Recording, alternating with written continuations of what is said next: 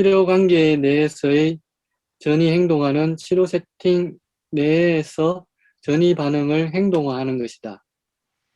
어떤 내담자는 자신에 대한 느낌을 성찰하기보다는 전이 퇴행의 일부로 치료자에 대해 행동하는 경향이 있다. 예를 들어 강한 분노 감정을 언어적으로 표현하고 이러한 분노의 의미와 원천을 성찰하기보다는 치료자에게 소리치고 무례하며 언어적이기보다는 직접적인 행동으로 자신의 정서를 표현할 수 있다. 이것이 몇 주 또는 몇 달 지속될 수 있다. 물론 이것이 경계선 내담자에 국한된 것은 아니다. 신경증 내담자의 전형적인 분석 치료에서 이런 행동하는 오랜 시간 이후에 심한 퇴행 시점에 일어나고 해석으로만 해소될 수 있다. 하지만 경계선 내담자에게는 이렇지가 않고 특히 전이정신병과 연결되어 있을 때 해석으로 치료관계 내의 행동화를 다루려는 노력은 실패하게 된다. 이것은 앞서 언급한 투사, 내사 순환에 의해 관찰하는 자아가 상실되었기 때문에 그러하며 자아 경계의 상실 및 현실 검증의 상실 때문에 그러하다. 하지만 상당한 정도로 잔인한 전이 행동하는 해석에 상당히 저항하는데 이것이 또한 이들에게 특징적인 전 오이디푸스기의 심한 공격적 추동 파생물과 관련된 추동 욕구를 만족시키기 때문이다. 자, 여기서 우리가 사례를 보기 전에 간단하게 설명을 드리면 행동화라고 하는 것을 지금 얘기를 하고 있어요. 보통 우리가 임상에서는 언어화를 중요시하게 하고 있는데 신경증 환자들도 어떨 때는 이렇게 행동화를 하는 경우가 있는데 근데 대부분의 경우 신경증 환자는 행동화를 거의 안 하고 언어적인 소통을 하죠. 해석을 하게 되면 해석을 알아듣고 자기가 성찰하고 그러면서 점점 이고 스탠스를 키워가는데 성찰하는 능력이 커지는 거죠. 그런데 어느 지점에 가면 이분들도 퇴행하면서 액팅아웃을 할 수가 있어요. 행동화가 일어나는 그 행동화를 할 때는 이분들에게 해석을 잘 해주면 이분들이 그걸로 해결이 된다는 얘기예요. 자기 이고 스탠스가 있기 때문에 무슨 말인지 말귀를 알아듣는다는 얘기예요. 말귀를 알아들으면 자기가 내가 부끄럽네. 내가 왜 이렇게 행동을 했을까라는 생각을 하게 되는데 그래서 이분들에게는 해석을 통한 치료가 되는데 이 경계선적 인격 구조를 가지신 분들은 우선 자기를 살피는 observing 이고가 약하다는 얘기예요. observing 이고가 약하기 때문에 이분은 experiencing 이고만 있어요. 경험하는 자아. 그래서 이분은 경험 중심이니까 그냥 행동화가 자연스럽게 일어나겠죠. 자기가 살피는 능력이 없어서. 그러니까 내가 지금 이런 생각이 나고 이런 정서가 일어났는데 내가 왜 이런 생각이 일어나는지 내가 이렇게 화가 나는지 선생님 이거 잘 모르겠어요. 왜 이러는지 이건 벌써 자기를 살피는 업적인 이유가 있다는 얘기죠.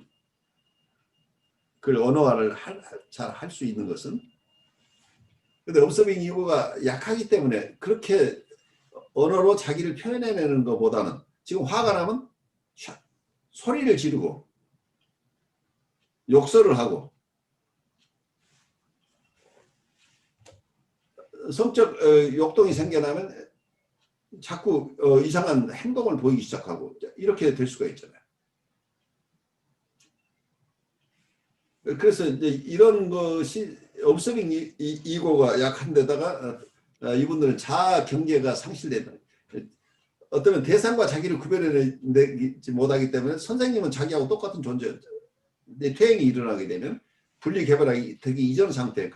그러면 이때는 어머니는 아이에게 있어 어머니는 자기 하고 싶은 걸 다 허용하는 게 어머니라는 얘기죠.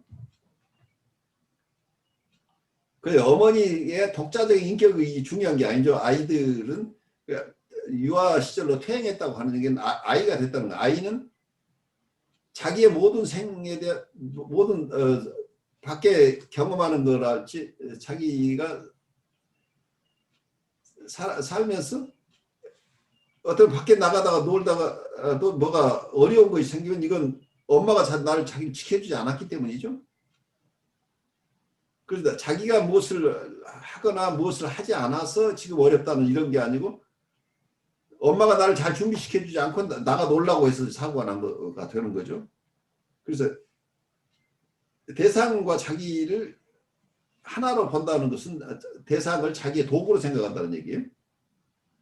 대상은 자기가 하고 싶은 대로 해주는 게 대상이다 하니까 자기가 화가 나면 자기 소리 지르면 다 받아줘야 되고 자기가 미워하면 미운 대로 사랑한다고 하면 사랑을 받아주고 미워하면 미움도 그냥 그대로 수용해주는 이런 대상을 원한다는 얘기예요. 그러니까 와서 자기 하고 싶은 대로 좀 하도 내버려 둬 달라는 게 이게 보드라인 내담자들이 퇴행했을 때 일어나는 모습이죠. 그러니까 여기서 대상과 자기가 구별이 안 되는 상태가 돼버리면 현실 검증에 실패하는 거죠. 리얼리티하고 자기의 판타지 속의 세계가 구별이 안 되는 거죠. 근데 그런 상태가 어떤 면에서는 이분이 상시 그런 상태에 있는 게 아니에요. 전이 정신병 상태에 있을 때, 트랜스퍼런스 사이코시스 상태에 갔을 때 이런 게 일어난다는 얘기죠. 그래서 이런 현상들을 우리가 잘 이해하고 이분들을 어떻게 도울 것인가 하는 게 굉장히 큰 도전이죠. 정신병적인 분들은 대상과 자기를 구별해내지 못하는 이런 상태가 일상 삶이란 얘기예요. 치료 세팅에서만 그런 게 아닌데 경계선 인격 구조인 분들은 현실 세계 속에서는 이런 현상이 안 일어난다고 봐야 돼요. 그래서 현실 속에서는 잘 살아요. 물론 정서적인 어려움들은 있지만 대상과 자기를 구별을 못하거나 현실 검증이 안 되거나 이런 사태는 없다는 얘기예요. 딜루저널한 상태는 일어나지 않는 거죠. 퇴행이 일어나서 현실 검증이 사라지는 상태가 일어난다. 그런데 이것은 그 세션에서 가끔 일어나는 일이기 이분의 삶 전체, 외부 삶 전체가 그렇게 무질서한 것은 아니라는 것을 이해해야지. 밖에 나가서는 현실 검증이 되는 사람들이라. 우선 여기서 사례들을 좀 보죠. 그럼 좀 여러분들 이해가 쉬울 거예요. 이것은 주요 전이 저항을 나타내는 추동 욕구의 만족이다. 두 임상 사례를 제시해 보겠다. 입원한 한 경계선 환자는 처음 30분 면접 동안 병원 의사에게 소리를 질러댔고 그녀의 목소리는 건물 안 모든 곳에서 들렸다. 거의 2주 동안 이러한 행동이 있었던 이후에 의사는 어떠한 심리치료 방법으로도 그녀에게 영향을 줄 수 없다고 느꼈는데 의사가 면담실을 떠난 직후 그녀를 우연히 관찰하게 되었다. 의사는 여전히 몸을 떨고 있었지만 환자는 완전히 누그러졌고 그녀가 잘 아는 다른 환자와 이야기할 때 친근하게 미소 짓고 있다는 사실을 발견하였다. 병원에 입원하기 전에 환자는 수년간 부모와 심하게 다투었다. 병원에서 이러한 다툼은 의사에게만 집중되었고 다른 사람에게는 병원 스태프들이 놀랄 정도로 누그러진 모습을 보였다. 의사를 향한 그녀의 분노 폭발은 입원하기 전 그녀가 할 수 있었던 것을 훨씬 넘어서는 공격 욕구의 만족을 반영하였고 이러한 만족 자체가 주된 전이 저항으로 기능하였다는 것이 점차 분명해졌다. 이러한 것이 그녀에게 전달되었을 때 그리고 치료 중간 중 소리 지르고 모욕하는 것을 허용하는 시간을 의사가 제한하였을 때 치료 시간 밖에서 환자의 불안은 두드러지게 증가하였고 병원 내에서 그녀의 갈등 패턴이 점차 두드러졌다. 그리고 전이에서의 태도 변화가 두드러졌는데 이것은 치료에서의 변화를 시사한다. 자, 여기서 보시면 이렇게 굉장히 어뷰시브하게 공격적으로 나오는 것 자체가 이 보드라인 어떤 퍼스널리티 오버니제이션을 가진 분들, 경계선 인격 구조를 가진 분들을 도우실 때 너무 자비로운 모습으로 여러분들 대하면 안 된다는 얘기예요. 그러니까 지지적인 치료가 안 된다는 얘기. 이런 그러니까 코어적인 접근만 가지고는 안 된다는 얘기예요. 왜냐하면 이분들을 그대로 이분들이 자기 공격욕동이 많은 사람이 공격욕동들이 그냥 발현되겠죠. 근데 그걸 이것도 언어화라고 착각하시면 그대로 허용하게 되면 이분들은 어떻게 되냐면 공격욕동이 행동화된다고 하는 것은 자기의 욕동의 만족이에요. 그러니까 여러분들 화가 났을 때 벽을 치면 어때요? 기분이 좀 풀리죠? 테레비를 집어 던지면 아주 쾌감이 생기죠? 요구를 하면 쾌감이 생기죠? 그래서 왜 이분들이 이런 행동을 하는 것은 그 욕동의 만족이라는 플레서 프린시플에 따라 지금 행동이 일어난다는. 그러니까 쾌 불쾌 원칙에 따라서 플레서 프린시플에 따라서 행동을 하는 것은 어린아이들은 다 플레서 프린시플에 따라 살죠. 리얼리티 프린시플에 따라서 현실 원칙에 따라서 하는 게 아니고 쾌락 원칙에 따라서 한다는 얘기예요. 그래서 이분들의 쾌락 원칙에 따라서 하는데 밖에서는 자기가 이렇게 욕을 하거나 아니 심한 공격성을 드러내고 소리를 지르거나 하게 되면 밖에 직장 다니는 사람 같으면 이 사람 직장에 쫓아내버리죠. 집안에서도 그러면 아이 같으면 아버지한테 얻어맞죠. 그래서 밖에서 이 역동 충족이 잘 안 되고 있는데 어쩌면은 치료실에서 이분들의 행동화를 제한해 주지 않는다고 한다면 여기가 패러다이스가 되어버리는 거예요. 자기의 역동이 충족되고 가장 쾌락이 있는 곳이 된다는. 그래서 쾌락이 만족되는 한 쾌락이 있는데 여기서 무슨 분석에 아니면 상담에 진전이 필요하겠어요. 이거는 역동 만족 자체에 머무르게 된다는 거예요. 쾌락이 주어지면은 치료가 안 된다는 얘기. 그래서 정신분석적인 치료는 데프로베이션, 데프로베이션이라 박탈에 의한 치료라는 걸 이해를 하셔야 돼요.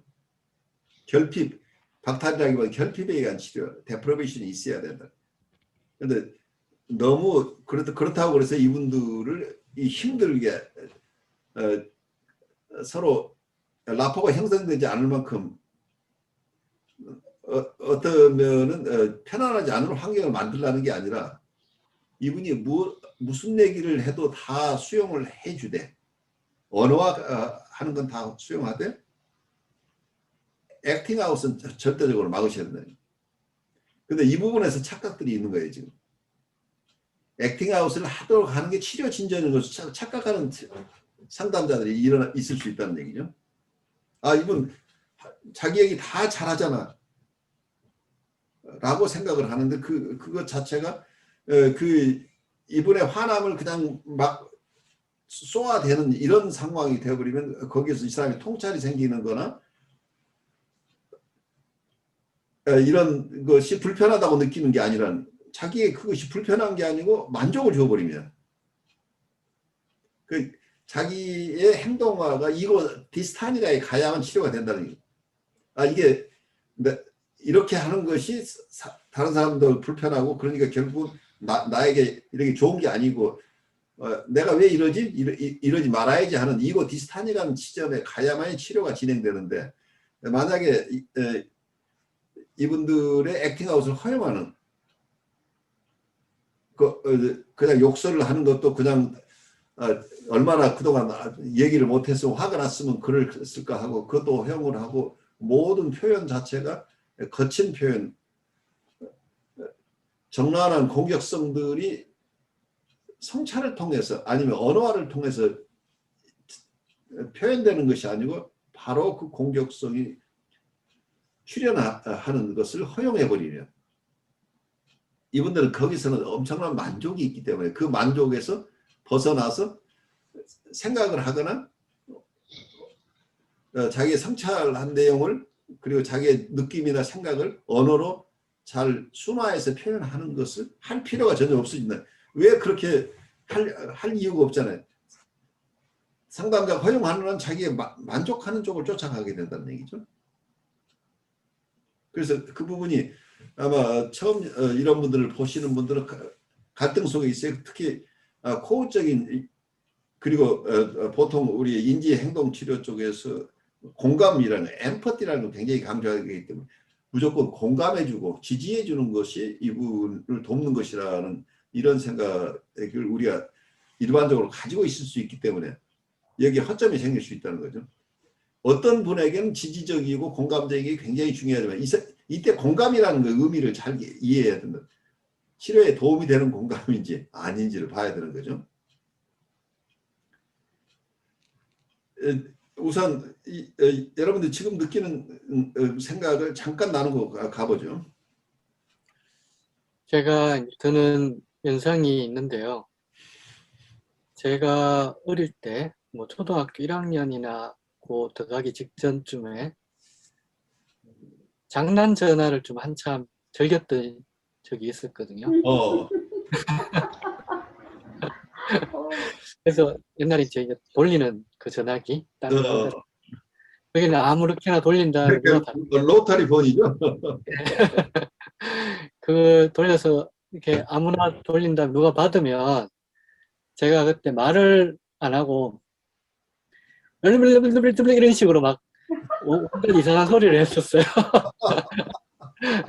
그러면 열이면 열 당황해서 끊거나 아니면 화를 내거나 이제 이런 반응을 보이고 저는 그게 되게 재밌었던 것 같아요. 그게 재밌었다. 이게 플랫을 네, 마치 이 여성처럼 자신의 안에 있는 뭔가를 투사시켜 놓고 상대방이 이렇게 혼란스러워하는 것을 만족한 것 같아요. 지금 생각해보면. 근데 어느 날 전화를 걸었는데 이제 제가 또 멀멀멀 이렇게 했는데 한참을 가만히 듣고 계시는 거예요, 그분이. 그리고 제가 이제 계속 할 수는 없잖아요, 그게. 그래서 이제 멈추니까 야야 다 했나 이러더라고요. 다 했나 그러면서 잠깐 전화하면 안 된대 이렇게 딱 타일 누른 거예요. 부드럽게. 네. 그래서 제가 깜짝 놀래가 탁 끊었었어요. 바로 거기서 경계 설정을 해줬잖아요. 예. 그러고 나서 다음부터 장난 전화를 안 했던 바운더리를 찾으면서 너 그렇게 하면 안 되는 거야 라고 네. 확실하게 이게 선을 그어줬잖아요. 그 이전 분들은 그냥 같이 그냥 액팅아웃을 같이 해버린 거죠. 그때 제가 어릴 때지만 느꼈던 거는 그분 그 목소리에서 오는 그 부드러운 느낌? 그렇죠. 그러니까 비난하지 않고 절 나무라지 않고 정서가 아주 부드러운 그런 느낌 목소리가 지금도 생각하면 그 느낌이 아직도 느껴질 정도로 제가 그때 강렬하게 충격을 받았던 적이 그러니까 나를 방금 기억이 나네요. 있는 그대로 수용해주지만 나의 쾌락 행동을 멈추도록 하고 있죠. 네. 그러니까 그분은 굉장히 중요한 역할을 한 거죠. 그분은 굉장한 상담사였던 거예요. 그런가 봐요. 제가 그 기억이 갑자기 떠올랐습니다. 그러니까 그분은 잠깐의 마주침이지만 여러분들이 이게 얼마나 중요하냐면 내 인격의 변화를 이끌어내는 사람이에요. 나의 행동 패턴을 변화시켰잖아요. 근데 그걸 야단쳐서 혼내서가 된 게 아니고 우선 그걸 지켜보고 나서 이렇게 하면 안 되는 거지 라고 부드럽게 얘기를 한 거죠. 그래서 액팅아웃을 허용하지 않는 것을 명확하게 해줬다는 얘기잖아요. 네, 그것이 안 되는 거라는 걸 명확하게. 그래서 그걸 사람들 다 알 거라고 생각하는 건 착각이에요. 그러니까 여러분들 내담 잡아서 막 자기 액팅아웃 하는데 이 사람이 알면서도 일부러 나를 힘들게 하려고 한다고 하는 게 아니라 이분은 그냥 그렇게 하는 것 자체가 그냥 자연스러운 거라고 생각을 하고 있다는. 그래서 그것이 된다 안 된다를 명확하게 해주는 것이 굉장히 중요하다. 근데 그것이 왜 이 사람을 제약하는 것 같이 느낄 수 있는데 그 제약하는 게 아니고 이분이 좀 더 자유스럽게 자기를 표현할 수 있는 틀을 만들어주는 거예요. 그래야 언어화가 가능해진다는 얘기죠. 그 틀을 만들어주지 않으면 아까 같이 프리버벌로 계속 하는 거잖아요. 뭔가 내가 표현을 하고 있는데 상대방이 알아들을 수 없는 얘기를 계속 나는 하고 있는. 근데 이 사람한테 해보고 저 사람한테 해보고 나는 재밌어요? 왜냐면 내 역동에 만족이 있다는 얘기. 재밌는 거, 재밌다고 하는 게 쾌락이잖아요. 그래서 내담자도 그 쾌락을 계속 추구하도록 우리가 허용해주면 큰일 난다는 얘기.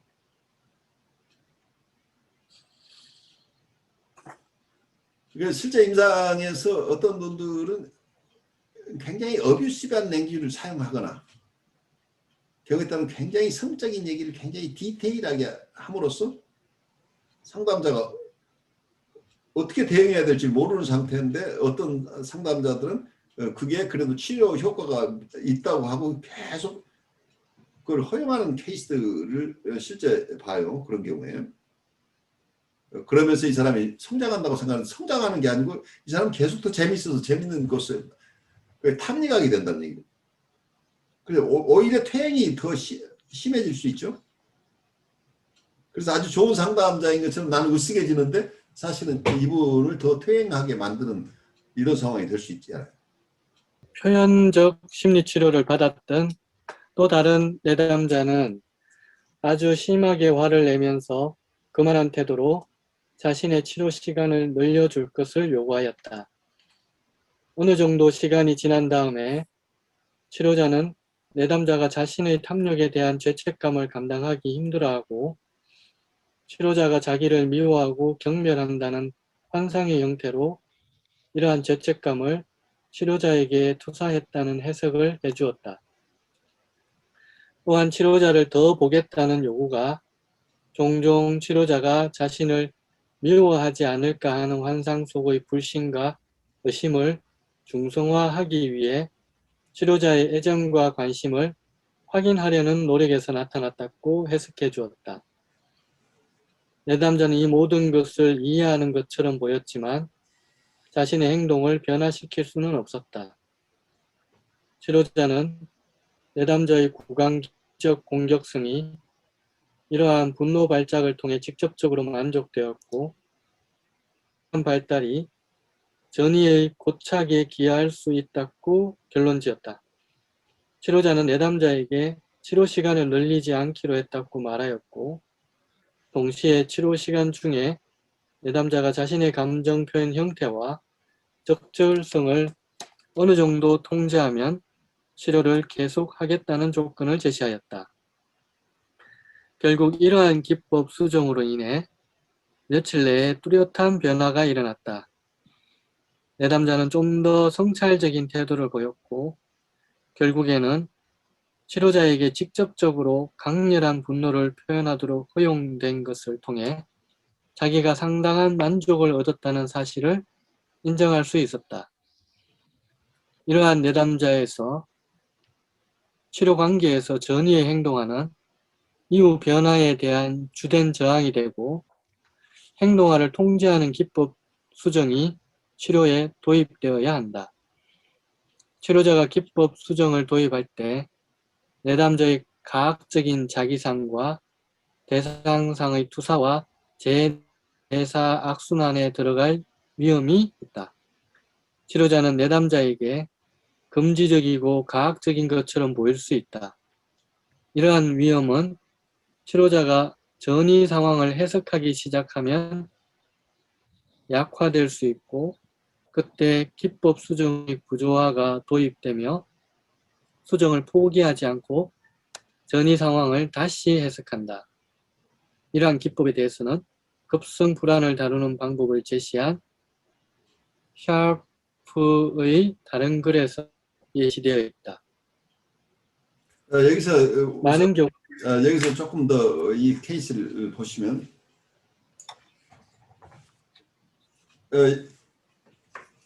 여기에서는 구강기적 공격성이 계속 출현하는데 그걸 해석으로 접근했던. 근데 해석을 아무리 해도 이게 소용이 없었다는 경험이죠. 여러 방법으로 해석을 했는데도 이 사람은 계속 그러고 있는 거죠. 근데 여기서 기법 수정을 도입했다고 하는 것은 이걸 기법 수정이라고 표현을 하고 있지만 다른 쪽에서 보면 치료 세팅을 강화한 거죠. 그래서 허용되는 것과 허용되지 않은 것을 분명히 했다는 얘기죠. 그래서 행동화는 되지 않는다고 그걸 행동화가 허용되지 않은 것을 분명하게 알려주는 것으로 통해서 치료 세팅을 안전하게 만들어낸 거죠. 그러니까 이분이 액팅아웃을 하면 안 된다는 것을 확실하게 알도록 해준 것이죠. 그리고 그 해석을 통해서 한 게 아니죠, 지금. 해석을 통해서 이 사람이 통찰이 생겨서 그런 게 아니란 얘기예요. 왜냐하면 행동화, 아무리 해석을 해줘도 이래서 그렇구나 까지는 돼요. 아까 여기서 우선 당시 죄책감 때문에 그렇게 했다고 해석을 해주거나 나한테 관심을 얻으려고 그렇게 행동한 거라고 이렇게 해석을 해줘. 그래서 그런 해석을 했을 때 당신이 죄책감 때문에 그런다. 그렇지만 또 내 관심을 얻기 위해서 그런다고 치료자가 얘기를 한다고 해서 이 사람의 행동을 변화시킬 것인가. 자기 죄책감 갖고 싶지 않은 건 마찬가지잖아요. 죄책감 갖고 싶지 않으니까 똑같이 행동할 것이고 내 관심을 받고 싶으면 선생님이 관심을 받으려고 내가 한다는 걸 아는데 오히려 더 관심 받기 위해서 더 똑같은 행동을 반복할 거 아니에요. 그래서 이 반복 패턴에서 벗어나지 못하게 내가 하는 거예요. 해석만 가지고는 반복 패턴에서 벗어나지 못한다는 얘기예요. 그래서 이 부분은 어떤 기법의 수정이라고 얘기했는데 다른 쪽에서는 치료의 틀을 강화했다. 이렇게 이해를 하시면 될 거예요. 뉴라티움 환자들은 행동화가 일어났을 때 그걸 그렇게 하지 말라고 하지 않고 해석을 해줘도 이분들은 알아들어서 그걸 소화할 능력이 있으니까 해석을 통해서 그 문제가 해결이 돼요. 그렇지만 경계선 환자들은 아까 얘기했던 observing ego가 없는 상태에서 리플렉션 할 능력이 없는데 자꾸 해석을 해줘도 아무리 해석을 해줘도 그건 그거고 마이동풍이죠. 선생님은 그렇게 얘기하시는 그래요. 난 선생님 관심 받고 싶고 나 죄책감 갖기 싫어요. 그러면서 계속 반복하는 거죠. 이걸 어떻게 해석을 한다고 너 통찰이 생겼으니까 넌 죄책감은 네 거니까 나한테 투사하지 말라고 얘기를 한들 결국은 이 통제를 하지 않겠다는 거죠. 그냥 해석만 해주면 이분이 통찰을 통해 자기가 알아서 변화가 일어날 거라고 하는 기대가 여기서는 통용이 안 된다는 얘기죠. 그래서 내담자의 이고가 어떤 상태에 있느냐에 따라서 해석이 도움이 될 수도 있지만 해석이 도움이 되지 않는 내담자도 많이 있다는 것을 여기서 이해해야죠. 그러면 이럴 때는 오히려 치료 세팅을 강화하는 기법, 치료 세팅을 강화한다고 하는 것, 그래서 행동화가 허용되지 않는다는 룰을 이분들이 알게 하는 게 굉장히 중요하다. 그래서 이분들이 만족을 얻고자 하는 것, 이 본능적인 것, 플레소가 있는 곳에서는 다른 특별한 적절한 개입이 없으면 이 사람들은 계속해서 그 속에서 벗어날 수 없다는 거죠. 자기 스스로도 벗어날 수 없어요. 그러니까 이분들이 탐욕을 추구하는데 어떤 탐욕이라 여기서 만족을 추구하는데 쾌락을 추구하는데 쾌락이 있는데 스탑을 본인은 못하잖아. 이때는 누군가가 너 이거 안 돼라고 어른이 금지시켜줘야 되잖아. 되는 건가 안 되는 걸 분명하게 해야 그 뒤부터는 여기에서 자기가 할 수 있는 것과 할 수 없는 것을 구별하는 능력이 생겨난다는 거죠. 그러면 행동하지 않고 자기를 표현하는 방법이 여기서 개발될 가능성이 있는 거죠. 기법 부정이라는 거를 두 가지로 말씀을 하셨던 것 같아요. 컨버그는 하나는 내담자에게 치료 시간을 늘리지 않기로 했다고 말한 거. 그렇죠. 두 번째는 동시에 치료 시간 중에 내담자가 자신의 감정 표현 형태와 적절성을 어느 정도 통제하면 치료를 계속하겠다는 조건인데, 바로 그러면은 이게 이제 그 내담자가 스스로 감정 표현 형태 적절성을 어느 정도 통제한다라는 조건인지, 아니면 치료자가 통제하도록 허용한다라는 조건인지 어떤 거죠? 아니죠. 이 사람이 모범적인 행동을 보이면, 아, 그러니까 액팅아웃을 안 하면은 네 그러니까 치료 시간을 내담자가 늘려줄 수 있다. 스스로 네. 내담자가 스스로 스스로 통제하면. 네. 그 내용상의 치료 세팅뿐만 아니라 그 치료 세팅 안에서의 어떤 그 내용상의 개입도 여기 이제 포함이 돼요. 그렇죠. 내담자가 자신의 감정 표현을 형태와 적절성을 어느 정도 통제한다는 얘기는 액팅아웃이 아닌 방법으로 네, 자기의 정서 표현을 한다면 할 수 있도록. 얼마든지 그건 허용하겠다는 얘기. 음, 그래서 아까 치료 세션을 더 늘려주지 않겠다고 하는 것은 이분이 자기가 통찰을 얻기 위해서 치료 세션을 늘려다는 게 아니고 이 선생님하고 있는 시간에 자기의 쾌락이 있기 때문에 이걸 늘려달라는 얘기잖아요. 그래서 내담자가 치료 세션을 늘리자는 것이 꼭 치료에 도움이 되는 것이 아닌 경우가 있다는 얘기죠. 그래서 어쩌면 내담자가 치료 세션을 늘려달라고 할 때 이분이 통찰을 얻고자 하는 것인지 만족을 얻고자 하시는 것인지 만족을 얻고자 하는 것인지 그 동기를 우리가 식별해 볼 필요가 있겠죠. 그래서 이 컴버그 케이스에서는 이분이 액팅아웃을 통해서 만족이 계속 일어나니까 치료 세션이 더 늘어나면 자기의 만족이 더 늘어나기 때문에 치료 세션 늘려달라고 한 거죠. 그러니까 치료 세션 늘려주지 않는 대신에 액팅아웃을 하지 않고 정서를 언어화한다면 그러면 내가 좀 더 너의 생각을 잘 고려해 보겠다라고 하면서 채찍과 당근을 같이 제시하고 있는 거죠.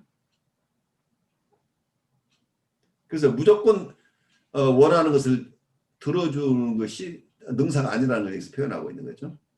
치료를 위해서는 이분의 욕구를 절제시키는 이런 치료의 틀이 필요하다는 얘기잖아요. 욕구를 절제한다기보다 욕구를 표현하는 방식. 표현하는 방식.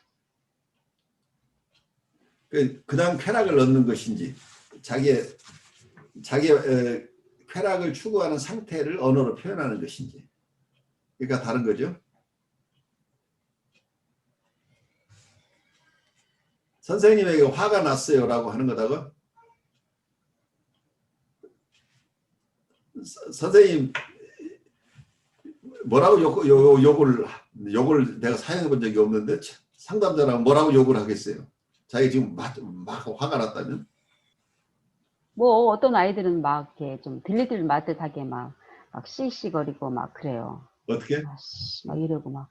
그렇죠. 아씨, 이렇게 뭐, 막 존나 막 이렇게 하고 혼잣말처럼 그렇게 하고 그렇게 해요. 아씨, 18을 안 들리게, 씨만 들리게. 아씨, 이러고 근데 그렇게 하는 애들이 있거든요.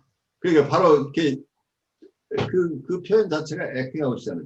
그렇죠. 그게 바로 욕을 하고 있단 말이에요. 지금. 그렇죠. 욕을 들릴 듯 말 듯 하는데 욕을 한다는 건 서로 알고 있죠. 그렇죠. 어비시브 랭귀지를 사용하고 있는 그래서 이건 언어가 아니란 말이에요. 근데 우리가 언어로 착각하면 안 된다는 얘기. 어떤 환자들은 처음에 보더라인 환자나 정신증 환자들 경우에는 눈을 맞추지 못하는 사람이 많이 있어요. 눈을 맞추는 것 자체가 어머니의 눈을 마주하는 것이 두려운 아이도 있잖아요. 비난하는 눈초리라고 본다면. 카우치를 사용하는 것은 뭐예요? 페이스 투 페이스일 때 자기의 자유현상을 잘하기 어려운 영향을 받을 수 있죠. 눈치를 봐야 되기 때문이죠. 그래서 보통 상담을 페이스 투 페이스로 하는데 원래 상담은 카우치를 사용했던 이유가 있어요. 지나친 자극이 없도록 하기 위해서예요. 그 자유현상을 마음대로 할 수 있으려면 선생님 눈치를 안 봐야 되잖아요. 그래서 어떤 면에서는 페이스 투 페이스를 나는 하고 싶지 않다고 한다면 그걸 허용해 주는 것은 치료 세팅으로 괜찮다고 봐요. 네. 조금 이해가 가시죠? 네. 그 아이는 그 상태에서, 그리고 어떤 아이들은 침묵하는 아이들이 있는데, 침묵하는 내담자들, 보통은 침묵을 일정 기간 허용하다가 그분에게 물어보는 게 일반적으로 모던에서 쓰는 기법이에요. 지금 편안하게 계시는 상태 같은데 그냥 편안하게 계시고 싶으신가요? 아니면 제가 조금 뭘 물어봐 드리는 게 도움이 될까요? 라고 하면서 이 두 가지의 경우가 있어요. 이분은 디스터브 되는 것을, 굉장히 침해되는 것을 두려워하는 사람이 있고, 또 하나는 자기가 얘기하기는 힘들지만 이 침묵을 견뎌내기 어려운 사람도 있다는 얘기예요. 그럼 선생님이 좀 도와주셔야지 왜 나를 이렇게 방치합니까? 어떤 사람은 내가 개입하지 않는 것을 편안하게 느끼는 사람도 있고, 어떤 사람은 자기를 방치한다고 느끼는 사람이 있는 거고, 그리고 내가 얘기를 하는 것을 자기를 힘든 상황에서 자기에게 관심을 가져서 고맙다고 느끼는 사람이 있고, 또 하나는 자기가 있는 그대로 좀 있고 싶은데 자기를 침해한다고 느끼는 사람도 있을 수 있다. 근데 이걸 우리가 알 수는 없죠. 초기의 상태에서는. 이제 오래 관계가, 치료 관계 진전이 되면 이 사람이 어떤 생각을 하고 있다는 걸 알 수 있는데, 초기에는 이렇게 알 수 없으면 어느 정도 침묵을 허용하고 그 뒤에는 아까처럼 질문을 해서 이 사람이 저 좀 그냥 내버려 두세요 라고 하는 사람도 있을 수, 제가 편안하게 좀 있고 싶은데요 라고 얘기하는 사람이, 또 한 사람은 선생님 뭐든 얘기 좀 해주세요, 나 답답해요 라고 반응하는 사람도 있겠죠. 그래서 어쩌면 내담자에게 물어보기에 내담자를 슈퍼바이저로 활용하는 방법이에요. 그러니까 내가 임의로 상상하고 거기에 따라서 개입하지 말라는 얘기죠, 함부로. 그리고 정작 어떤 사람들은 자기만의 시간을 갖고 싶어 하는 사람도 있어요. 내 슈퍼바이저 중에 한 분이, 내 교수님 중 한 분이 그런 얘기, 자기 케이스를 얘기를 하는데, 뉴욕에 아주 번잡한 곳에 오피스를 가지고 있는데 치료자가 와서 오면은 그냥 카우치에 누워서 그냥 자는 사람을 만났어요. 한 3개월쯤 내버려둬. 3개월쯤 자고 나서 이제 기지개 켜면서 얘기를 시작하더라니. 근데 그 3개월 어떻게 버텼느냐? 내가 이 사람과 같이 있으면서 3개월 버텨요. 물론 내가 그 사이에는 내가 필요한 거 책도 보고 하지만 이 사람을 같이 있어주는 엄마로 있었다는 얘기. 그러니까 이 사람은 자기 혼자 위험한 곳이 아닌 누군가가 자기를 지켜주는 것, 안전한 곳에서 편안한 휴식을 취하는 3개월이 필요했던 겁니다. 근데 보통 어느 사람도 이 사람이 자기 혼자 쉬고 있는 것을, 아무 얘기를 안 하고 있는 걸 견뎌낼 치료자가 없는 거죠. 근데 이분은 안전하게, 그래서 아이들이 어머니하고 한 몸으로 있다가 분리 독립하는 과정 속에 어때요? 엄마가 옆방에만 있어도 자기는 안전하게 자기 잘 노는데, 엄마가 있는 줄 알았는데 엄마가 항상 없었다고 그러면 얘는 이제 놀래가지고 다시 엄마한테 엄마에게 다가가서 더 떨어지려고 하지 않죠. 근데 엄마가 항상 안전하게 자기를 지켜보고 있다고 하면 아이는 편안하게 쉬잖아요. 근데 그런 돌봄을 받지 못한 사람인 경우에 이런 경우가 생길 수 있는 거죠. 그래서 어쩌면 치료 세팅에서 우리가 무엇을 해야 된다고 하는 것보다 내담자가 필요로 하는 것이 무엇인가를 파악하는 게 더 중요할 수도 있죠. 그래서 그분은 3개월 동안 와서 푹 편안하게 안전한 곳에 잠자고 쉬고 자기 팬터시 속에 있었는지 어쩌는지 모르지만 쉬었다고 하는 거죠. 잠을 잤건 팬터시 속에 있었건 건드리지 않고 자기를 지켜봐주는 대상 속에 있었다는 거죠. 그 과정이 이 사람이 굉장히 치유적으로 이분에게 도움이 된 거죠. 굉장히 치유적인 힘을 가졌는데, 극단적인 케이스죠. 그렇지만 그런 극단적인 케이스는 많지 않은데 우리가 보통 내담자의 침묵을 못 견디는데 그 침묵의 의미를 우리가 파악하는 게 굉장히 중요하다는 얘기죠. 그래서 필요한 침묵인지 아닌지, 이분이 이게 불안한 침묵이면 이분의 컨택 펑션에 따라서 우리가 개입을 해야 되지만, 어떤 면은 그 인트루시브하게 느끼는 사람인 경우에는 일정한 본인이 원하는 정도의 침묵을 허용하셔야 되겠죠. 우리 그 다음으로 가죠.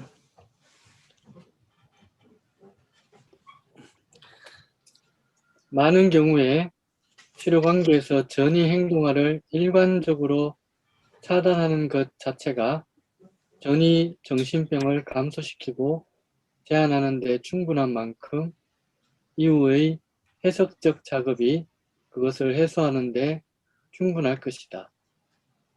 치료자가 확고한 태도를 취하고 치료 상황에서 구조를 만들고 이를 포기하지 않는다는 바로 그 사실이 내담자에게 자신과 치료자를 구분하게 해주고 내담자의 자기 표상과 대상 표상 투사의 빈번한 교환으로 인한 혼동을 무효화하게 해준다.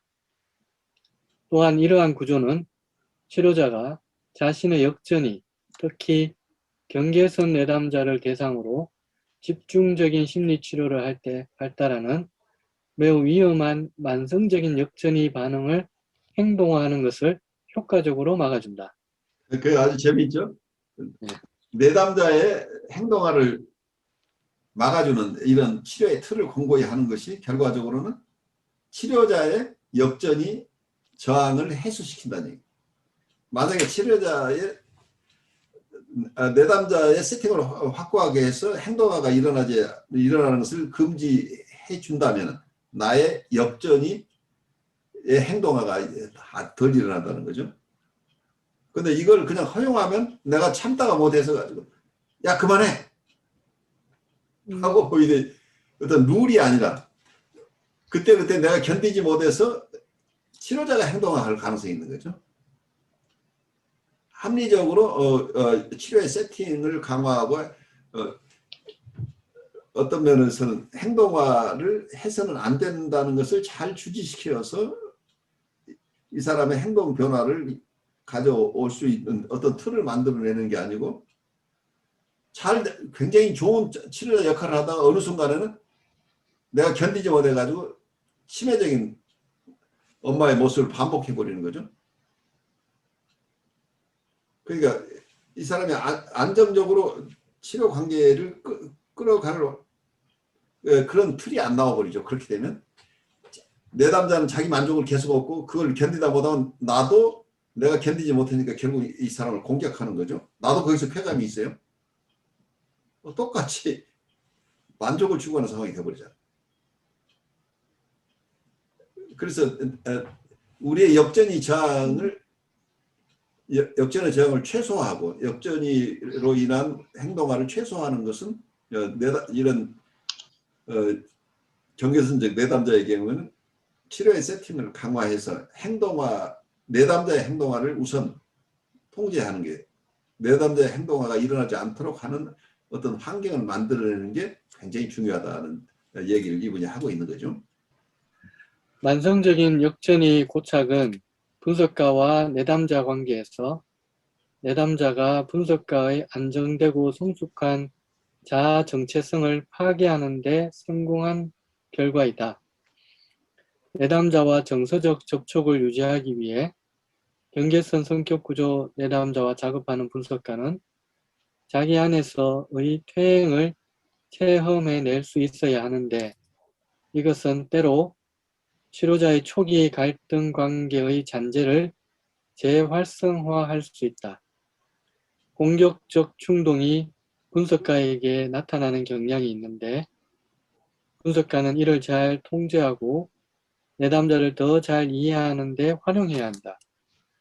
이러한 역전의 작업에 가외의 노력이 요구되는 것과 내담자와 정서적 접촉을 유지하려는 노력의 일부로 분석가가 내담자에 대해 관용과 중립성을 지키는 것은 치료자에게 스트레스를 증가시킨다.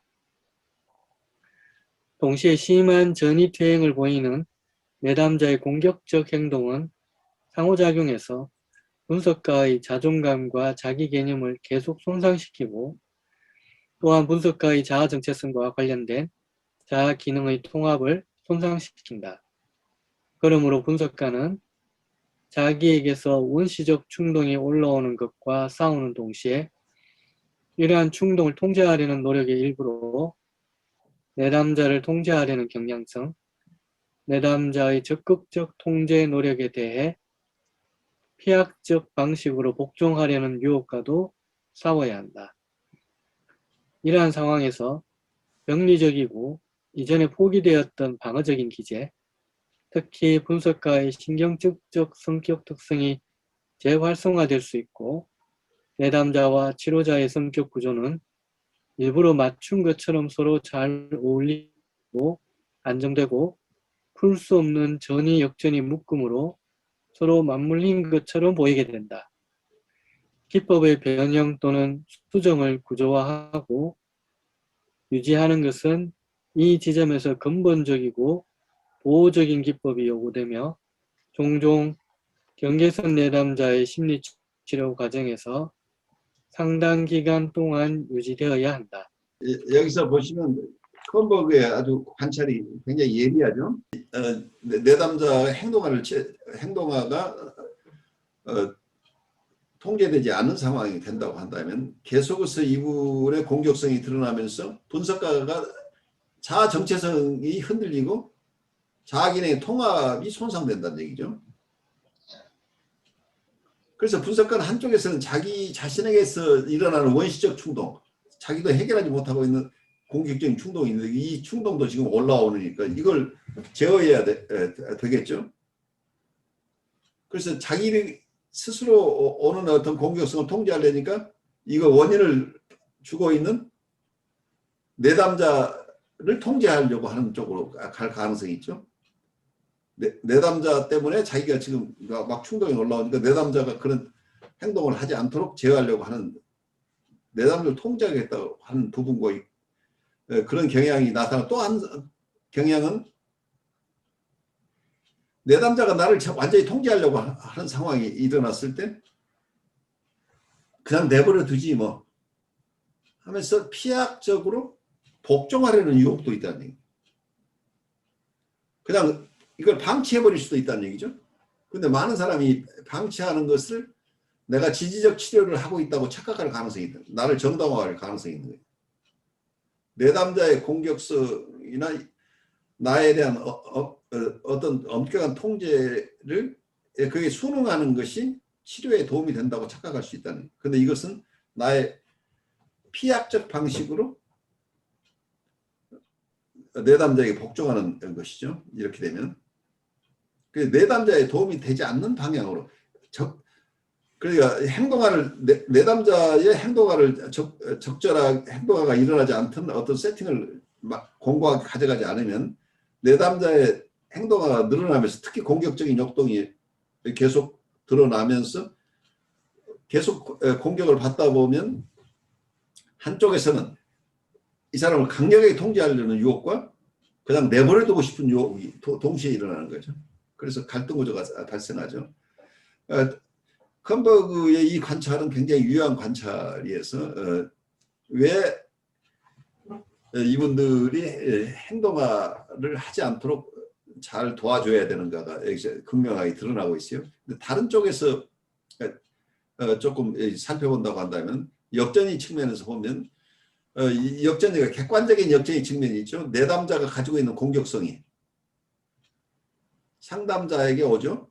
그 상담자가 내담자가 가진 공격성이 있는데 또 하나는 주관적인 역전이가 생길 수 있죠. 본인이 과거에 해소하지 못하고 있는 자기 안에 숨겨져 있는 억압되어 있는 공격성이 함께 여기 드러날 가능성이 있죠.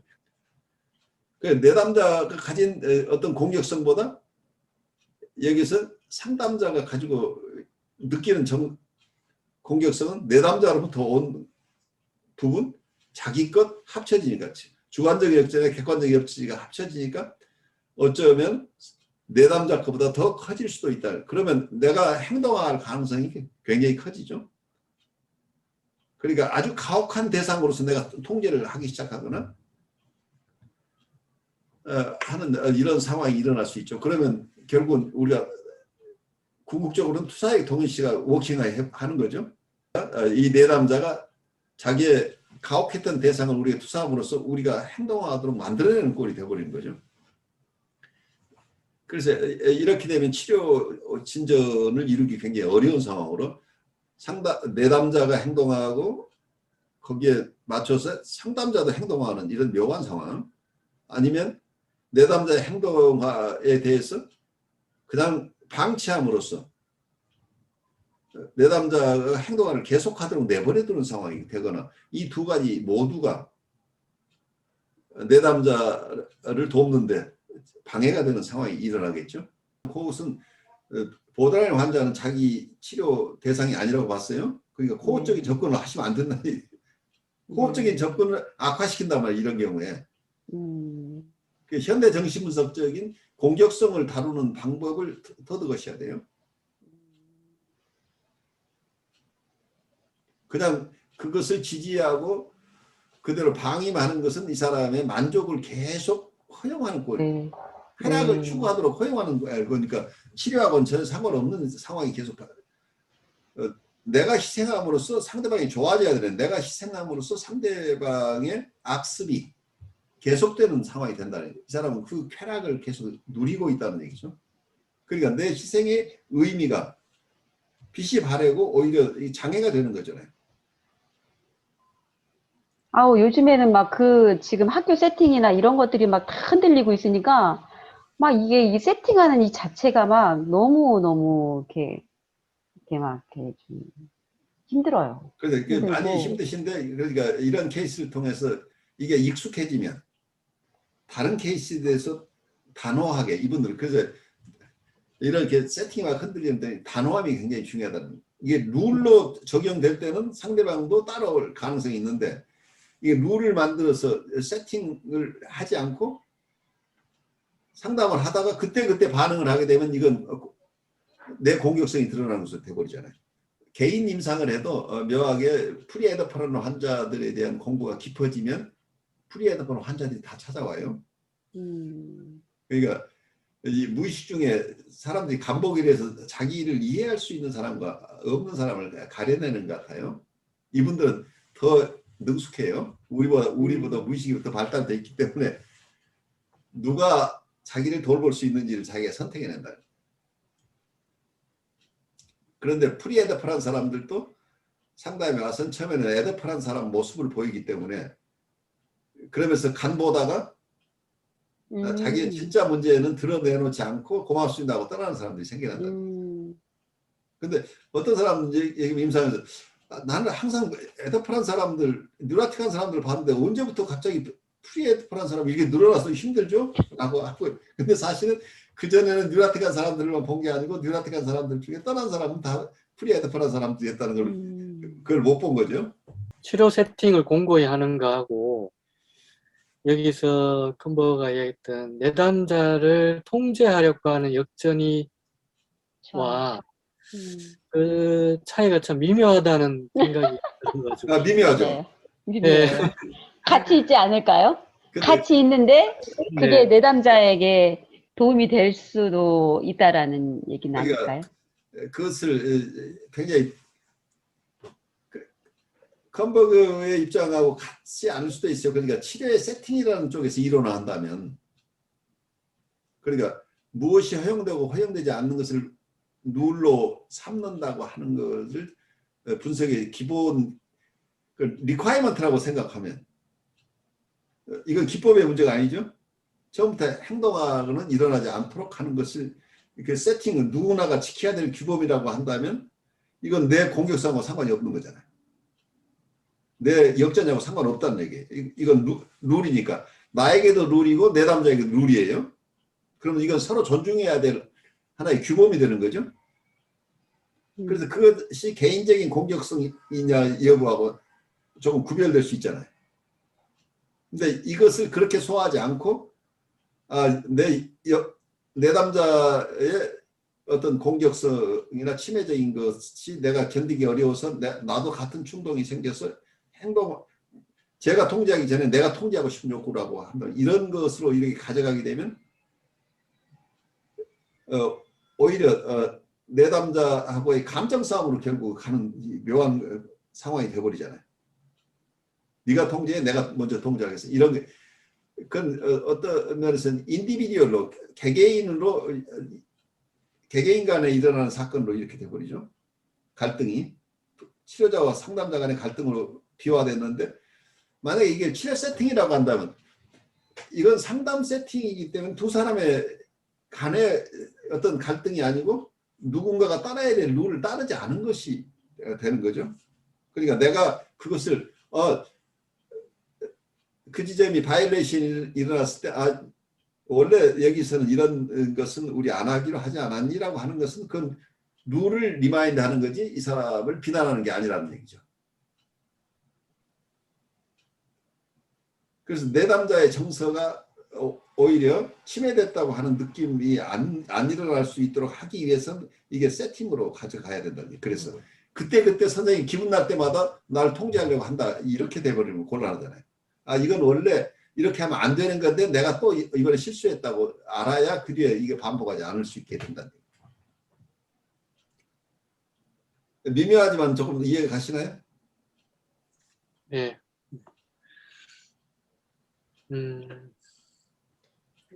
보통 이제 제가 이게 이제 공격성이기도 하지만 어떤 경우에는 이렇게 섹슈얼한 부분에 그렇죠. 대해서도 이제 저를 이상화하는 예를 들어 내담자가 있을 때 제가 요즘 느끼는 게 뭐냐면 제가 자꾸 거리를 두려고 하는 게 생기더라고. 겁을 내는 거예요, 제가. 그러니까 러브 트랜스퍼런스가 일어나는 거죠. 예. 그게 안 일어나는데, 사실은 안 일어나는데, 제가 겁이 살살 나면서 왠지 내담자가 가까이 오거나 또는 더 오픈되는 것을 좀 이렇게 불편해하는 게 생기더라고요. 그러면서 그게 어쩌면 저도 모르게 내담자를 말 못하게 하는 통제를 일으킬 수도 있겠다 생각이 들어서. 굉장히 중요한 포인트예요. 내가 성적인 어떤 정서들 자체를 두려워하게 되면 그건 내 역전이에요. 그러면 내담자는 사실은 그 성적인 얘기를 정서들을 표현해야 되는 경우에도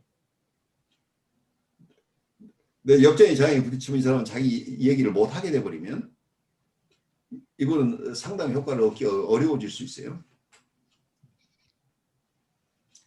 그래서 굉장히 중요한 게 언어로 표현하는 것은 좋은데 행동화하지 않도록 이 장치가 있으면 나도 안전해진다는 얘기예요.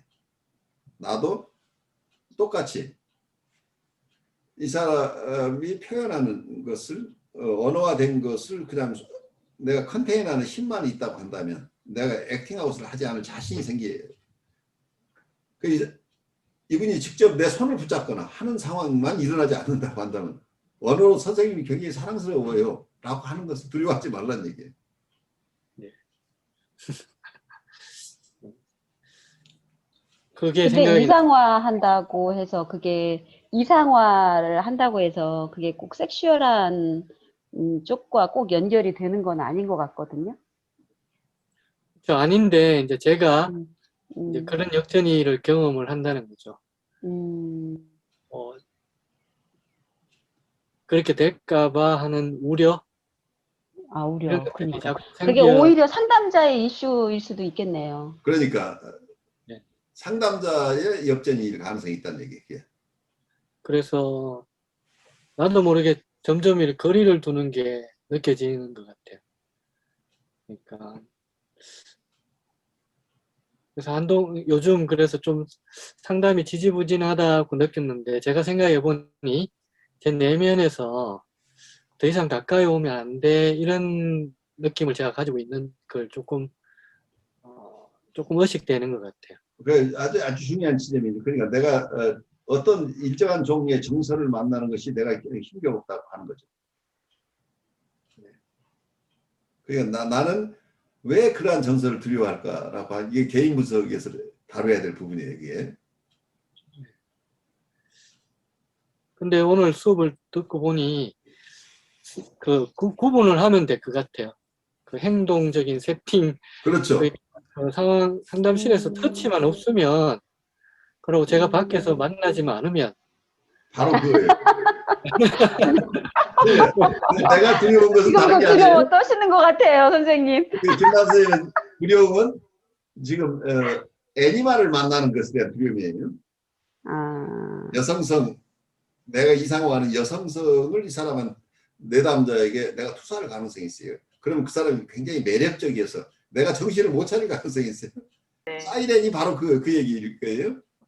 타복, 그 요정의 얘기죠. 그러니까 요정, 예. 문제는 내가 요정을 투사하고 있을 가능성이 있다는 게 다가오는 여성들에게. 그러니까 내 안에 있는 어떤 여성성, 이상적인 여성성, 어떤 원형적인 여성성, 매력적인 여성성이 투사가 되면 내가 거기에 매료되면은 내가 내 스스로가 나를 제어할 수 있을까 하는 두려움이 생길 수 있다는 얘기입니다. 그러니까 실제 이 사람이 얼마나 매력적인가, 정말 나에게 이라틱한 러브 트랜스퍼런스를 일으키는지 안 일으키는지 아직 그걸 살펴볼 그런 마음의 여유도 없는 거죠. 왜냐하면 내가 투사한 것이 너무 강렬해서. 좀 정리가 되는 것 같아요. 제가 과도하게 경계하는 부분을, 기준을 좀 제 스스로가 치료 세팅에 대한 기준을 좀 명확하게 가지면, 어떤 일이, 제가 우려하는 일이 발생하지 않을 거라는 믿음? 네. 그렇죠. 그러니까 이 세팅은 내담자를 보호하는 것이지만 상담자를 보호하는 것이기도 하다는 걸 이해를 하셔야 돼요. 두 가지 측면이 같이 있죠. 내가 보호받기 위해서는 이 세팅이 필요하다는 거예요. 그래서 내담자가 행동하지 않도록 룰을 한다면 내가 행동할 가능성이 줄어드니까 내가 여유가 생기고 내담자를 있는 그대로 볼 수 있는 힘들이 좀 생겨나죠. 그래서 아마 그 부분에서 상담자들이 오래 머물 수 있도록 하는데 이 통찰은 굉장히 중요할 거예요. 내가 내담자를 무의식적으로 두려워하는 한 이 사람들은 오래 못 있어요.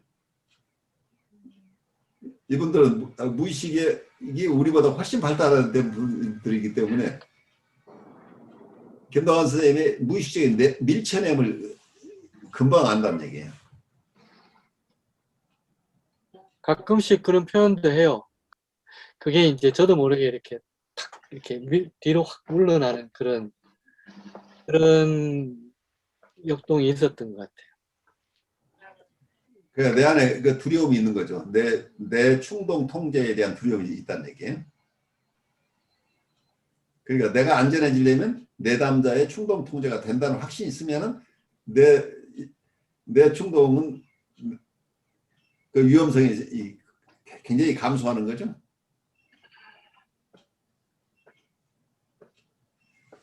그래서 제가 계속해서 여러분 세팅이라는 얘기를 하는 이유가 바로 이거라는, 이게 개인적인 것을 가져오지 말고 룰로 막 바꿔야 된다는 얘기예요. 그래야 나도 안전해지고 내 남자도 안전해지는 거죠.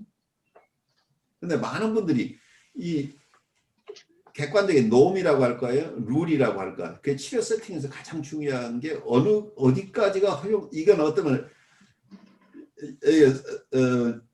사이코 드라마라고 그냥 바꿔서 생각을 해보세요. 사이코 드라마가 치료 효과가 있으려면 드라마의 대본에 있는 정도까지 해야죠. 드라마의 대본을 넘어서서 액팅아웃이 일어나 버리면 사이코 드라마가 아닌 상황이 일어나는 거죠. 그래서 이 액팅아웃이 일어나 버린다고 한다면 치료가 아니라고 하는 거예요. 치료가 이미 치료 상태가 아니고 이 사람이 역동을 충족하는 단계니까 그 역동 충족에 필요하면 어떤 행동인지 하게 된다는 거잖아요. 근데 그 악순환이 걸리게 되면 상담자도 자기 너만 만족해 나도 만족이 필요해 하면서 상담자도 역동 충족을 하게 되면 이게 공격성으로 드러나는 경우도 있고 성적 충동으로 드러나는 경우도 있을 수 있죠. 이 두 가지가 다 있다는 얘기예요. 그래서 어떤 상담자하고 결혼하는 케이스들이 나와요. 그래서 근데 대부분 비극으로 끝나는 왜냐하면 이게 전이이기 때문에 판타지이기 때문에. 그 러브 트랜스퍼런스가 이렇게 이제 일어나면 참 어떻게 다뤄야 되는지 그런 것도 실은 좀 더 디테일하게 많이 이야기를 나누면 좋을 것 같아요. 그래요. 예. 그러니까 이제 예를 들면 나 선생님 좋아요라고 언어로 표현하면 뭐 모르겠는데 그게 아니라 이제 뭔가 이렇게 언어를 의식화하지 않고 무의식에서 이렇게 벌어지면 더 무서운 거잖아요, 실은. 그렇죠. 예. 무의식을 의식화하게 하는 게 굉장히 중요해요. 예, 그래서 그럴 때는 어떻게 다뤄줘야 되나. 그러니까 이게 버벌라이제이션이 돼야 된다는 게 그게 굉장히 중요합니다. 버벌라이제이션이 되지 않으면 무의식에 있는 것은 항상 행동하러 옮겨간다는 얘기예요. 액팅아웃이 일어난다. 그 액팅아웃이 일어나지 않도록 하려면 서서히 무의식에 있는 것이 의식으로 가져갈 수 있는 힘들이 생겨나도록. 그래서 자기 혼자는 그걸 못해요. 그러니까 치료 세팅이 굉장히 중요한 게 액팅아웃을 하지 않는 한 그것이 어떤 죄스러운 얘기건 어떤 부끄러운 얘기건 다 허용된다는 것을 이 사람이 알아야 돼요. 그리고 이 비밀을 보장해주고 선생님이 그걸 비난하지 않는다는 확신이 있어야 이게 무의식에 있는 것이 출현할 수 있죠. 그래서 얼마나 안전한 대상이 되느냐가 굉장히 중요해요. 미모의 남성이 내 내담자예요. 근데 미모의 남성이 이 얘기를 쭉 하고 나서 치료 세팅이 끝나면 어떻게 선생님이 예쁜 선생님하고 내 얘기 좀 하고 싶은데 왜 이렇게 오늘은 거리감이 있죠? 라고 얘기를 했다면 어떻게 하고? 일단 그냥 그 거리감을 느꼈다라는 그 정서를 받아주고 뭐라 해야 되지? 그렇게 느끼셨군요 하고 그 다음에 그 사람이 하는 말을 기다릴 것 같은데요. 그 아주 중요하죠. 그 정서를 부인하지 말아야 돼. 너 네. 틀렸어라고는 얘기 만드는 거예요. 네. 그러면 안 돼. 이니비션을 프로히비션을 해도 안 되는 거죠. 그 거리감을 선생님이 거리감을 느꼈다니까 오늘 제가 선생님에게 뭔가 선생님 거리감을 느끼게 제가 말을 했거나 행동을 했었던 것 같네요. 혹시 어떤 것들이 거리감으로 느껴지셨는지 제게 좀 얘기를 해주시면 제게 굉장히 큰 도움이 될 것 같은데 혹시 좀 말씀해 주실 수 있나요? 라고 엑스플로레이션을 하면 좋을 수도 있어요. 오늘은 세션이 시간이 없는데 아주 중요한 말씀을 하셨는데 우리 다음 세션에 오셔서 꼭 이 얘기 저한테 해주시면 어떻겠어요? 그때 우리 얘기 좀 나누면 어떨까요? 라고 해서 존중하는 모습을 보이는 게 중요하겠죠. 그래서 이 사람들이 필요로 하는 것은 자기 얘기를 있는 그대로 왜곡하지 않고 들어주는 사람을 지금 필요로 하잖아요. 김동환 선생님은 다음 학기에 우리 수모비전 클래스에 들어와야 돼요. 그래야 이게 이제 구체적으로 얘기들을 할 수 있는데